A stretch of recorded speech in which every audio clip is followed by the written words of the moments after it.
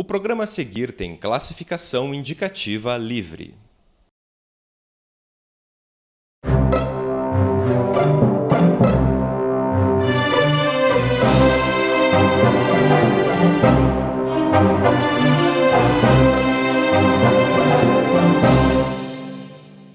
Profissionais negros recebem salários 35% menores do que os brancos no Brasil, uma consequência financeira de séculos de escravidão seguidos por anos de exclusão social.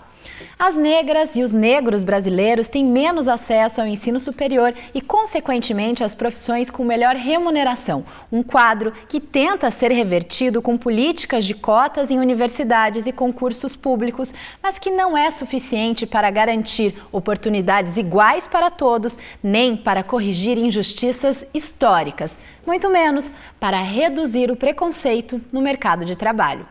Hoje, no Evo Debate, abordo o racismo nas organizações com o professor do Departamento Acadêmico de Estudos Sociais da Universidade Tecnológica Federal do Paraná, Ivo Pereira de Queiroz. Bem-vindo, professor, ao nosso programa. Tudo bem? Tudo bem, obrigada. É um prazer recebê-lo aqui. Professor, quando a gente fala sobre esse assunto, negros e negras no mercado de trabalho, é preciso fazer uma retomada histórica, né? Olhar para essa situação a partir dessa perspectiva histórica. E queria pedir que o professor fizesse isso agora no início do programa.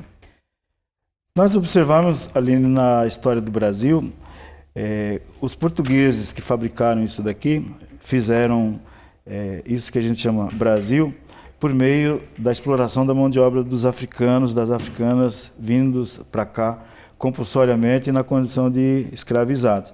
E o interessante é que, naquele primeiro instante, as pessoas eram selecionadas lá no continente africano a partir dos seus conhecimentos. Então, nós tivemos dos africanos as primeiras soluções em agronomia, engenharia, tecnologia de diversas ordens, conhecimento de madeira, metalurgia, a farmacopeia africana.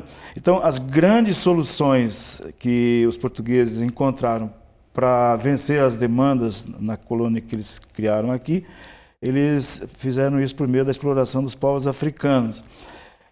Com o passar do tempo, os interesses diversos em circulação, hoje nós temos aí esse quadro de contradições que você apontou, porque chegando a um determinado instante, as elites brasileiras, as autoridades, a intelectualidade, estabeleceu quem deveria ter um lugar nisso aqui. E para os negros o lugar que foi reservado foi o do ninguém, o lugar da ninguémdade, como diria o Darcy Ribeiro.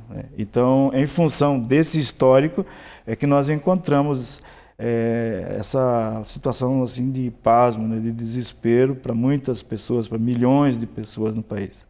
E hoje no Brasil, quando a gente fala de racismo, muitas pessoas dizem não, racismo no Brasil, isso não existe, somos uma população miscigenada, racismo aqui não tem vez. Professor, de que maneira que esse racismo velado, essa negação do racismo, faz com que esse problema ainda esteja presente na nossa sociedade? O racismo, ele pode ser comparado com a situação da pessoa que, por algum motivo de saúde ou de constituição do organismo, ela não consegue reconhecer determinadas cores. O sociólogo Horaci Nogueira fala em daltonismo racial. A pessoa ela não enxerga essa discrepância. Como também uma pessoa que tem um carcinoma em andamento no organismo e não foi examinado, ela não sente dor, ela não percebe, ela não sabe, ela acha que está tudo bem. Então, quando vai para uma imagem, uma ressonância, uma ecografia, aparece, você tem um tumor maligno, é um assombro. No caso do Brasil, o racismo está aí colocado como algo que a gente não vê, que as pessoas não querem ver, não querem tocar, não querem que se fale a respeito, mas está presente. Exemplo, Curitiba, nos semáforos, eles nos entregam os anúncios dos prédios. Ali na região do Campina do Siqueira, por exemplo, que tem toda uma expansão dos grandes edifícios, eu recebo, faço coleção desses anúncios porque me chama muito a atenção o fato de que os agentes produtores dessas imagens, quando colocam os virtuais moradores, não colocam pessoas negras. Não tem, eles não enxergam, os marqueteiros não enxergam pessoas negras. E assim em diversas outras situações. falam que Curitiba não tem gente negra. Não tem porque as pessoas não vão na periferia, não vão na Vila Zumbi, não vão na Vila Verde, não vão no Campo Comprido, lá na expansão da Coab de Campo Comprido, né? Então as pessoas não enxergam. E quando enxergam com suspeições, né? As pessoas trocam de calçada, a gente entra na farmácia, os balconistas se escondem atrás do balcão, entende? Essa é a representação do racismo que dizem não existir no Brasil, por exemplo. Mas o que mais estarrece pais e mães de gente negra no Brasil é o morticínio da juventude. Hoje se fala que no Brasil são assassinados pelo menos 80 jovens negros por dia. Isso aí é desesperador. Tem muita guerra no mundo que não mata tanto. Agora, professor, de que maneira é que essa exclusão contínua social acaba afetando a subjetividade de negros e negras no nosso país? As pessoas negras, elas entram no ambiente, me faz lembrar quando antigamente a gente ia num salão de baile e as pessoas fumavam. Não sei se você teve chance de participar naqueles tempos terríveis. Aquela fumaça, aquela coisa. Mas depois de um tempo que a pessoa está dentro daquele ambiente, dança e brinca, etc., cerveja, conversa, ela aparentemente se esquece daquele veneno que circula e passa a fazer parte dos seus pulmões. Resumindo, as pessoas negras estamos dentro de uma sociedade racista.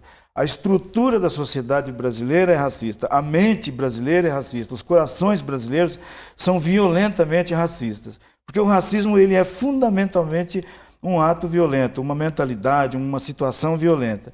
Porque ela nega o outro na essência, de qualificar como menos humano, ou como não humano, ou como desumano, ou como animal. Como é o caso, por exemplo, nos estádios, quando jogam frutas para os atletas ou falam aquelas palavras lá com nomes de bichos. Então, nesses termos, a pessoa negra, agredida desde a infância, ela vê na televisão a criança loura, os programas da TV brasileira para crianças, um tempo atrás, pareciam programas da Noruega, da Suécia. Então, com essa condição, as pessoas passam a desejar a sobrevivência e, internamente, ocorre um movimento de dizer o que é bom, o que é vencedor é branco e o que é perdedor é preto, é negro. E as pessoas passam a querer ser brancas, como uma estratégia de sobrevivência. E aí o incentivo que é dado pela sociedade para o casamento interracial, para embranquecer, não para empretecer a raça, o povo. O estereótipo do cabelo, quanto mais solto, melhor. Então as pessoas passam um longo tempo lá, fazendo todo aquele procedimento para deixar o cabelo aparecendo o menos possível com o cabelo das negras. Na própria África, no Brasil eu não tenho notícia, mas na África, na Jamaica, eu tenho notícias de pomadas, cremes para retirar melanina. A pessoa passa aquilo. Na Jamaica é um negócio terrível porque as reportagens dizem que são feitas em casa, essas químicas, essas poções, e as mães aplicam inclusive sobre bebês, né? Para dizer que, olha, para ficar branco não tem preço, vale a pena arriscar. Mesmo quando as autoridades e etc. avisam que dá câncer. Então, nesses termos, as pessoas negras no Brasil internalizam não é uma resignação, mas é um empenho de tentar se adaptar a uma situação possível como se fosse creme dental, sai apertado, né? Agora, professor, qual que é a importância das cotas afirmativas para tentar, pelo menos, amenizar esse problema no nosso país? O problema no nosso país chama-se crime contra a humanidade, que é a declaração da ONU na conferência que aconteceu em Durban, na África do Sul, em 2001. A escravidão, o tráfico transatlântico, o genocídio dos indígenas é classificado pela ONU como crimes contra a humanidade. Não crimes do passado, mas é dito que esse crime permanece na contemporaneidade, na vida, no corpo, nas mentes dos descendentes daquelas populações, daquelas multidões do passado vergonhoso dos países, no caso nosso, Brasil. Então, quando o Estado brasileiro cria essa política dentro de um princípio que nos Estados Unidos ele já é antigo, de dizer assim, não se pode tratar de modo igual quem foi tratado de modo diferente a vida inteira. Então ele foi tratado, na escolinha primária, aquela criança foi tratada de modo subalternizador. Isso perpassa toda a sua história escolar. Quando chega na universidade, na hora de adentrar a universidade, ela está competindo com um sujeito que veio tratado com iogurte, entendeu? Com academia, professor particular, etc. E estão os dois ali numa condição de igualdade. Então, esse é um primeiro momento. Essas crianças, quando chegam à universidade, elas não são ladrões de vagas, não são ladras de vagas. As pessoas que dizem que a juventude negra na universidade está roubando vaga são criminosamente mentirosas. Mentirosas. Não são ladrões, não são ladras de vagas.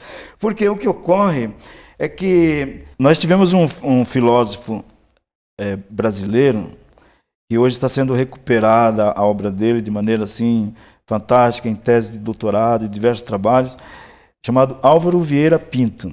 Esse é um personagem, né? Ele tem uma influência importante, por exemplo, sobre o nosso Paulo Freire. Eram amicíssimos. E o Álvaro Vieira, em 61, escreveu um livrinho analisando a universidade brasileira, chamado A Questão da Universidade. E ele faz a abertura desse trabalho diagnosticando, fazendo uma avaliação da universidade brasileira naquele instante, e conclui que os pedagogos recebiam jovens para atender nas universidades e ficavam atentos a esses jovens que eram dados a eles. E o Álvaro se preocupa. E os que não são dados? O que aconteceu? Por que não são dados? E ele dizia o seguinte: não são dados porque foram expulsos da universidade. Os mecanismos da universidade brasileira excluíam essas pessoas. E que mecanismos eram esses? A universidade foi desenhada, segundo Álvaro, para atender as elites, para atender a classe dominante. Então, as cotas raciais, elas amenizam um problema, não resolvem um problema que é um crime contra a humanidade. Os movimentos negros brasileiros têm falado muito em reparação, que deveriam ser discutidas essas temáticas da reparação, que elas têm uma profundidade que supera grandemente o conceito de cotas, né? E as cotas, o contraditório das cotas, o mais assustador que eu vejo, é que o estudante, que é o beneficiado histórico da universidade, ele olha o excluído que chegou por uma proteção que o Estado dá, uma mínima proteção, e ele considera isso um erro, um crime. Ele chama o seu colega de ladrão de vaga. É terrível. Então, o nosso colega na universidade, ele é um grande ator que interpreta muito bem o racismo. Infelizmente, eu lamento pra caramba disso. E lamento particularmente, Aline, pelo fato seguinte: a nossa juventude, eu falo da juventude que não é negra, é uma grande parte dessa juventude que eu tenho atendido em sala de aula, quando acessam as informações, quando tem chance de fazer as análises, essas pessoas elas se submetem à noção da justiça e elas reconhecem. Tive vários e vários estudantes em disciplinas que demonstraram uma atitude de conversão, de dizendo assim: professor, eu era ignorante nesse assunto, agora que eu entendi, eu não só deixarei de praticar certas coisas, como eu passarei a informar meus amigos. Daí a importância do conhecimento, né, professor? Vamos fazer um rápido intervalo e já voltamos.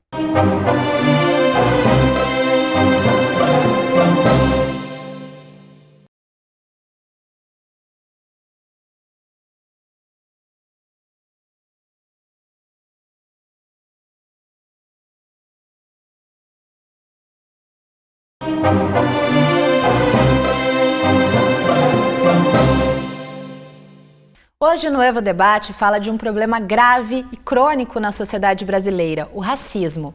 E agora vamos falar sobre como o racismo se manifesta nas relações de trabalho e nas organizações, na companhia do professor da UTF-PR, Ivo Pereira de Queiroz.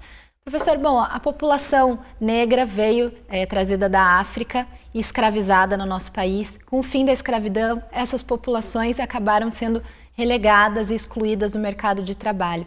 E de que maneira que essa história contribui para que hoje a gente tenha uma situação tão desigual entre negros e brancos no mercado de trabalho do Brasil?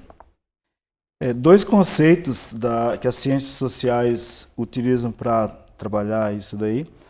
Um deles é o mito da democracia racial. e o outro a ideologia do embranquecimento. São, quer dizer, os dois grandes guarda-chuvas, assim, debaixo dos quais todas as desgraças associadas aos povos de origem africana no Brasil, elas praticamente estão reunidas ali. Nesse caso, por exemplo, quem é o médico? É o branco. Certa vez, um sacerdote, meu amigo, me pediu para dar uma assessoria didática para catequistas da paróquia. E me passou os livros da Arquidiocese de Curitiba, que eram utilizados. Eram, acho que, 5 livros, da criança, livros da catequista. E eu fiz um levantamento, assim, rápido, das imagens, os desenhos que estavam lá, e onde estavam as pessoas negras nesses desenhos. Então, era uma coisa incrível que as próprias pessoas portadoras do cristianismo católico no Paraná, elas viam os africanos, os descendentes africanos, na condição subalterna. O médico não era o negro, entendeu? O motorista do ônibus, assim. Então, nesses termos, há um lugar de negro, segundo um Brasil estereotipado, um Brasil padrão, né? E esse lugar de negro é o lugar da franja, da periferia, é o lugar do ninguém, como o Darcy Ribeiro falava. E no caso profissional, na universidade, por exemplo, quando se fala de negros na universidade, há muitos anos eu falo disso. Nós temos muitos negros na universidade. Precisamos descobrir o que fazem lá. Então, o servidor de cafezinho, quem limpa a privada, quem faz o cuidado dos jardins, quem está na manutenção, na marcenaria, sei lá. E quem está na reitoria, quem está nos grandes gabinetes, ou na docência, ou como discente. Então, há uma discrepância. O aluno negro, o sujeito negro, ele está na condição subalterna. Em geral, ele não era o aluno, agora algum outro, né, com as cotas, ele raramente é dirigente e está lá naqueles trabalhos. Tenho lembrança que há uns 2, 3 anos atrás, eu fui designado para atender uma turma de estudantes na sede Ecoville da Universidade Tecnológica, que fica no bairro de Campo Comprido. Deveria ministrar uma disciplina de ética, período da noite, 20 horas e 20 minutos, por aí, eu tinha que estar lá. Então, a primeira vez que fui lá, no momento em que eu deixei o carro no estacionamento e passei para acessar o prédio, a portaria, o vigilante estava atrás de mim. Eu tinha passado por uma outra posição, ele não me viu. Mas quando ele percebeu que eu estava caminhando naquele espaço, ele veio correndo à minha procura, falando alto, perguntando se eu estava lá para fazer manutenção. Eu não entendi direito, mas como assim? Você veio fazer manutenção? Aí me veio o kit negro na universidade. Eu falei, eu venho sim, fazer manutenção assim. De elétrica? Eu falei, não, vou fazer manutenção nas mentes e nos corações. E aí expliquei para ele, mostrei, olha, aquele bloco lá, tem uma sala, tem um grupo de pessoas, eu vou lecionar para elas. É esse meu trabalho de manutenção. Então, essa noção, eu não tenho raiva do meu colega vigilante, eu acho que ele é vítima da instituição que deveria ter dado orientações para ele. Então, nesse sentido, a situação do povo negro no Brasil é a situação em que ele está jogado nas franjas para fazer os serviços que os outros não querem. Quem são os outros? São os, digamos, brasileiros válidos, né, os descendentes dos europeus de maneira geral. Agora, professor, qual que é a importância de leis como a 10.639, que determinam o ensino da história da África nas escolas? Que importância tem esse tipo de legislação para tentar alterar um pouco essa situação que está posta e, ao mesmo tempo, por que é tão difícil fazer uma lei como esta ser cumprida? Depende, Aline. Depende por o seguinte sentido. O fato de haver uma lei, primeiro que no Brasil temos essa mentalidade de lei que pega, lei que não pega. A Lei 10.639, o que vem acontecendo não tem sido por ação das instituições, mas da sociedade civil, do movimento negro de maneira especial, que tem pressionado, cobrado. No caso do Paraná, por exemplo, as professoras e os professores, particularmente de origem africana, que pressionaram, desde quando surgiu essa lei, em 2003, para que ela pudesse ser cumprida na rede estadual. Então, o que ocorre é que, por um lado, a lei estando ali e sendo cumprida, alguém vai ministrar uma disciplina em sala de aula, ainda não significa que isso vai contribuir de algum modo. Porque se alguém infeliz vai para a sala de aula para reproduzir o estereótipo, para reforçar a ideologia racista que circula no nosso meio, essa lei vai acabar sendo um fator, digamos, piorante, né?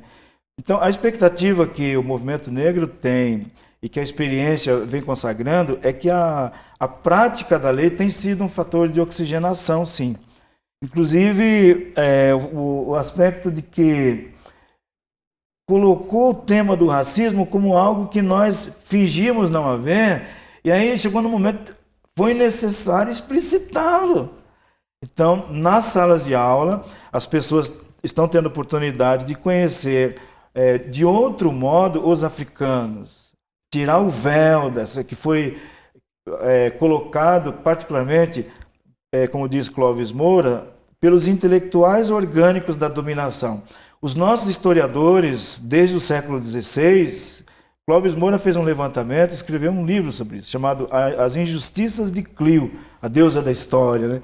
Então, esses historiadores no Brasil escreveram obras para reforçar o lugar negativo do sujeito negro, a marca negativa do sujeito negro, o africano como sujeito portador do mal. Sendo assim, as pessoas com acesso a essas obras olham aqueles códigos, identificam, esse é o mal. Então, esse sujeito tem que ser enquadrado. E aí, todas as desgraceiras que as famílias têm que administrar por conta de uma sociedade extremamente violenta como a nossa.